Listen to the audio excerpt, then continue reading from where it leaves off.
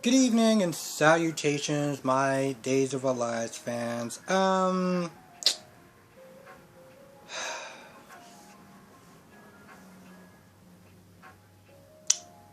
Yep, you're gonna start with Abby. Jesus Christ, listen, I haven't been watching this show this long, but if I knew that Abby was like this, maybe some of the stuff that Gwen was doing, I'm starting to not feel bad for Abby at this point. I'm really not feeling bad for the stuff that Gwen was doing to Abigail. I'm really not. Because this woman comes across as the most self-centered woman. One of the most self-centered women that I've seen in a very long time. And I say that because she wants her half-sister to have an abortion towards her unborn niece or nephew. Because it's an inconvenience to her marriage. I don't really understand that. And so Gwen comes in there and she talks to Chad. And Chad, Jesus Christ, if he's not being a dick, then I feel like he's being a spineless one. Like he's just being so spineless. And at first he's like, well, why are you doing this? Why are you having this child? And she starts to explain the reasons of why. And I was like, whoa, hold on. I'm sorry. She doesn't need to justify her reasons of why she's having this child.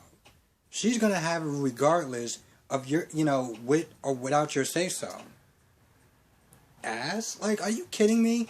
And the fact that she actually, set the reasons why, I was like, wow, Gwen, you are being very generous. And you know how much smoke I was giving you when you first came to town.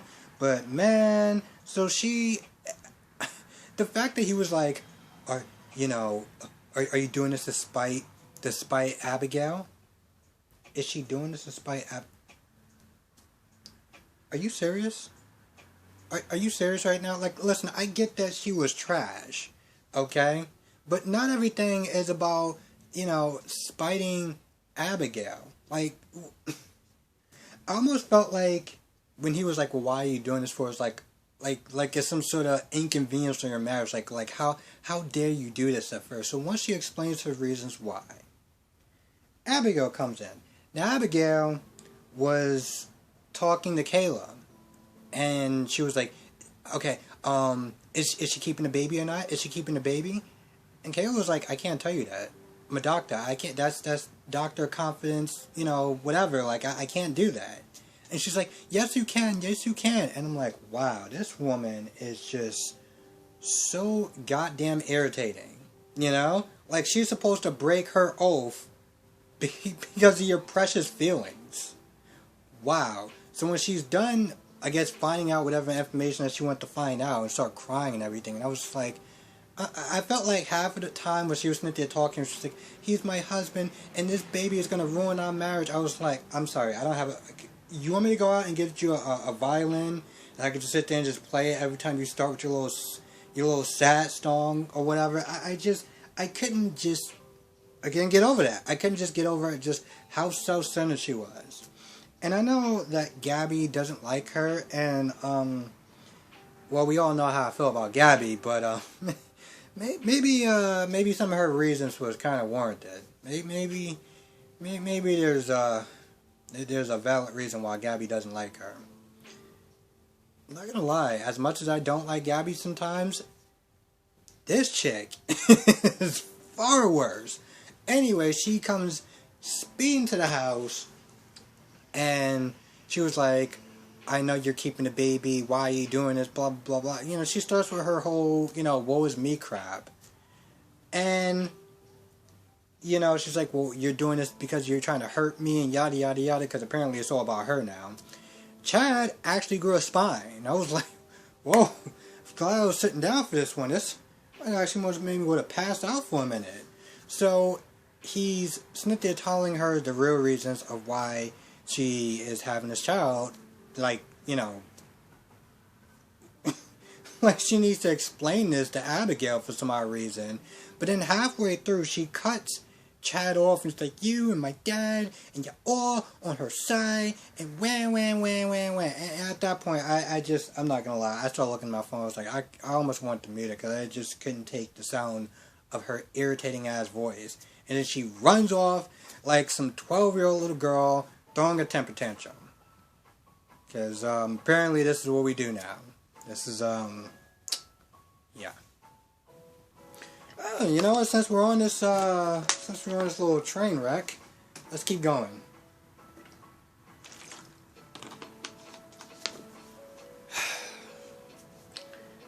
You know, Theo, I don't know exactly what the hell is he actually doing. So he talks to Ciara about, you know, the kiss and everything like that, and about the fact that, like, yo, you're still married, and I don't want to get hurt, you know, like, you know, doing this with you, and then you get your memories back. And I'm just like, I'm sorry, you almost seem like you feel guilty about kissing her while she doesn't have her memories. Gee, Theo, why would you feel guilty about that? The sad thing is that I don't, here's the thing. When I do these reviews, I don't like to be negative. I don't like to be Mr. Negative. I really don't. But the material that these characters give me, this is what I have to go off of. I can sit there and try to pretend to be nice about it, but, well, to be honest, I just don't have the patience. So,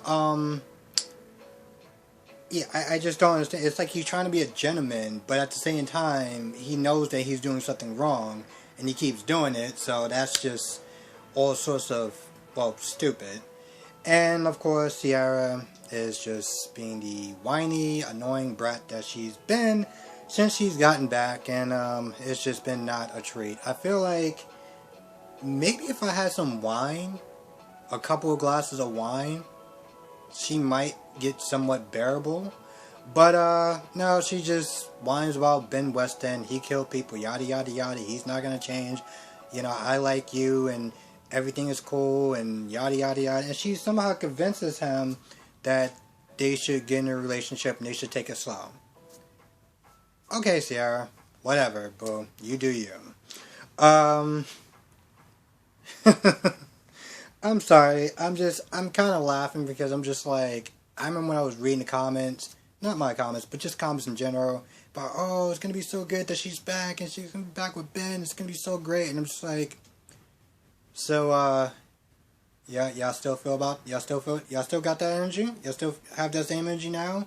And her whine and complain about how Ben is just such a bad person, and he's just never going to change, and yada yada yada yada, because anyway, on the other side of town, we got Ben that's, like, literally sitting there saying that he practically committed a crime by trying to run at her, well, trying to sneak into her room with a syringe to try to get back her memory. And even Claire was like, listen, I get that you want her back. She's the love of your life. All that good stuff. But, this might be going too far. And then Ben was like, oh, well, I was going to leave. But then I decided to try to lunge at her one last time. Claire was like, I almost felt like Claire was like, are you out of your mind? Like, are you crazy? I know she can't say that because the whole, you know, whatever. But no, she wants to sit there and be like, are you crazy? What are you doing? So pretty much she tries to get Ben to just take a beat. Just take 5 minutes. It's like, listen, every time you keep going at her, she keeps going to keep digging her heels. She's going to keep being stubborn. You don't want to do this. Just, like, step back, you know. And at one point, she tells Ben that, you know, Theo has feelings for her. So now he's about to just start marching back up in the room. I was like, Ben, you're a goddamn idiot. I swear. I'm just like, how did you get this far in life? Like, how did you get this far in life? This girl doesn't want to see you. Theo is trying to put the moves on her, and I get that that's very upsetting, but what do you think you're going to accomplish by walking in the room towards a woman who literally said she wants no parts of you? That would require thinking, and this guy does not seem like he does that very often.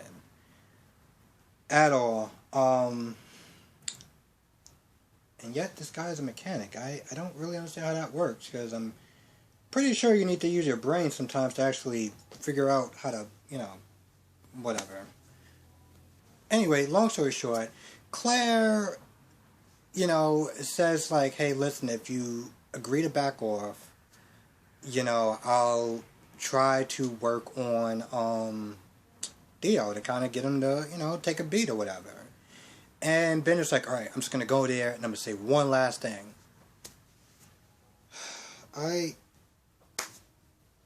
At this point, I'm speechless. I'm just like, bro, you know what? If you decide to do that, then why don't you decide to see if you could just fly?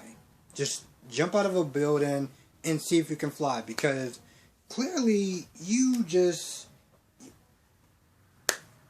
Sometimes I honestly feel like I'm just getting dumb just watching him sometimes. That's the level of frustration that I feel. Anyway, he does go over there and he talks to Sierra and he's like, hey, listen, just gonna let you know, I'm gonna back off. And then he starts giving his, profession of his love again and talking about how they're gonna be together eventually and yada yada yada. And this is when Sierra's like, well, that's not gonna happen because I'm leaving Salem. And I'm like, bye, Felicia. Bye. Bye. If you need any extra money, I will cash app you that, and you could just be gone because, well, I won't have so much of a headache sitting there listening to you whine. So yeah, that happens. What else happens in this episode? Oh, last scene. So Chanel is sitting there talking to Xander, and she's like, I want a divorce, I want to, I don't want to be with you anymore, whatever, like, yada yada yada, because you're poor, this, that, and the third. Just usual Chanel, just showing her true colors of, being a trash ass character. And then Xander's like, no, I don't want a divorce because your mom is loaded and, well, I want her money. And so, Chanel's like, oh, you're an ass. Why would you want to do that? I'm like, sweetheart, you pretty much tricked him into marrying him because you wanted his money. But now you don't like it when the roles are reversed. Wow, you are... I mean, I can literally go on a field day with how I feel about this character, but I'm just like, you know what? Good. Because at first, yesterday, I was like, why do you want to sit there and stay with this woman? But then, when I realized that he was going to do to her what she was trying to do to him, I was like, good, Chanel. Good. I'm glad. Nothing makes me more happier than seeing the look on your face. But then, Xander's like, listen, why don't we work together and we can get your mother's money and we can split it, 50-50. Now this chick actually agrees to that, and I'm like, so let me get this straight. She's your mom, she loves you, and granted she wasn't, there was times that she wasn't there for you or with you because she was out there making that money. She did it to provide a great life for you, and you turned out to be a spoiled, entitled little girl. And your way of repaying her is by trying to scheme with this man to take your mother's money. Awesome. That's just... wow. I don't even have any words for that. So, Paulina is there trying to get Lonnie to talk some sense into Chanel. She finally does. She comes over there and she talks to Chanel. And Chanel's like, listen, he wants money, otherwise he's not going to divorce me. So the only way I can sit there and do it is if I get some money from mom, but I don't want to sit there and ask her. And Lonnie's like, I'll do it for you. So she leaves. Xander comes back in the room. They're practically already celebrating about how they're going to get like $5 million each and just kind of go their separate ways. I'm like, okay, Xander, you know what, listen, this is... I don't, you know what? I mean, yeah, it's bad for Xander to do, but Chanel, that's your mom. So Lonnie goes back to talk to Paulina and tells her the story like, hey, listen, Xander's not going to divorce her without a payout. And Paulina's like, alright, cool. So she gets out her checkbook, and she's like, alright, how much? And Lonnie says, I think it was like 50 million, something like that. Or 10 million. 10 million. And Paulina was like, I'm sorry, what? What? So, yeah. Yeah, this should be interesting. Honestly, tell you the truth, I'm not gonna lie. I felt like this, and the sad part is that as much as I get on Chanel, and I will continue to get on Chanel because she's a spoiled, entitled brat, this was the best part of this whole episode. It literally was. I really hope that they start tomorrow. I know they're gonna do the whole Ben and Ciara stuff, but I hope they get to the Xander stuff because this got my attention. Or the murder stuff with Charlie or whatever. Because honestly, to tell you the truth, this whole Abigail just being the self-centered little whiny brat that she is just I can't take it. It's like, sweetheart, go sit in the corner somewhere. I'll get you a violin in a minute. But yes, that was the best part. And with that being said, that's gonna do it.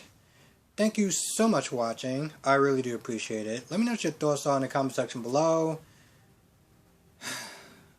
I feel like I'm gonna start needing on wine to actually get through some of the harder stuff because my goodness, listening to Abigail whine and complain about her feelings and all this other crap was like a chore. It was like a chore. And I'm just like, can we go back to the Rafe stuff and the murder clue stuff? Because this chick, I can't with her. And the fact that Chad took so long to grow a goddamn spine was just ridiculous. Yes, I am done with my rant. I hope everyone has a good day, a good night. I'm tired. Write your comments down below in the comment section, and I'll see you in the next video.